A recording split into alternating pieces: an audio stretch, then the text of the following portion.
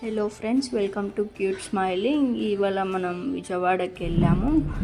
ఈ టెంపుల్ విజయవాడ కనకదుర్గమ్మ తల్లి టెంపుల్. ఈ టెంపుల్ మీ అందరికీ తెలిసే ఉంటుంది, చాలా ఫేమస్ అయిన టెంపుల్.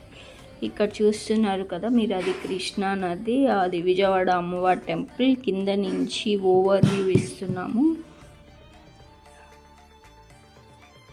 దర్శనం అయితే చాలా మంచిగా జరిగింది ఫ్రెండ్స్.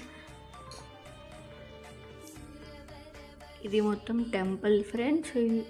ఇక్కడ మనము టెంపుల్లోకి వెళ్ళాలి అంటే కొండపైకి ఎక్కాలి కదా.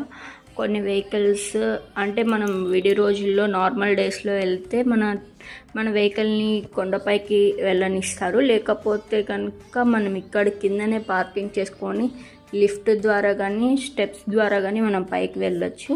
ఒకవేళ లోకల్ వెహికల్స్ కనుక గవర్నమెంట్ వెహికల్స్, లోకల్ వెహికల్స్ అయితే వాళ్ళు ఎలో చేస్తారు మనల్ని. దానికి 50 రూపీస్ టోకెన్ ఉంటుంది ఒక్కొక్క వెహికల్కి. అక్కడ పైన పార్కింగ్ చేసుకోవచ్చు ఫ్రెండ్స్. మనము చాలానే వెహికల్స్ ఉంటాయి అక్కడ.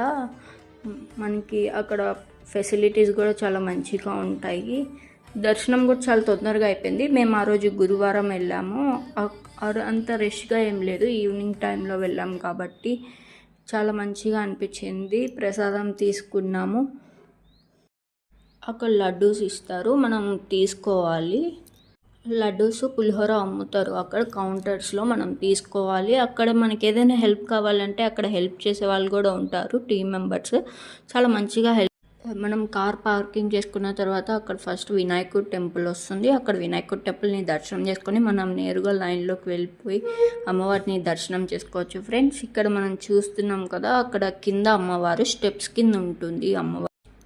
ఇక్కడ మనం చూస్తున్నాం కదా, అక్కడ కింద అమ్మవారు ఉంటారు స్టెప్స్ కింద. మనం కొండపైకి వెహికల్లో వెళ్తుంటే మనకి అమ్మవారు కనిపిస్తారు, చాలా మంచిగా అనిపిస్తుంది. ఈ అమ్మవారిని దర్శనం చేసుకున్నా కూడా చాలా ప్రశాంతంగా ఉంటుంది.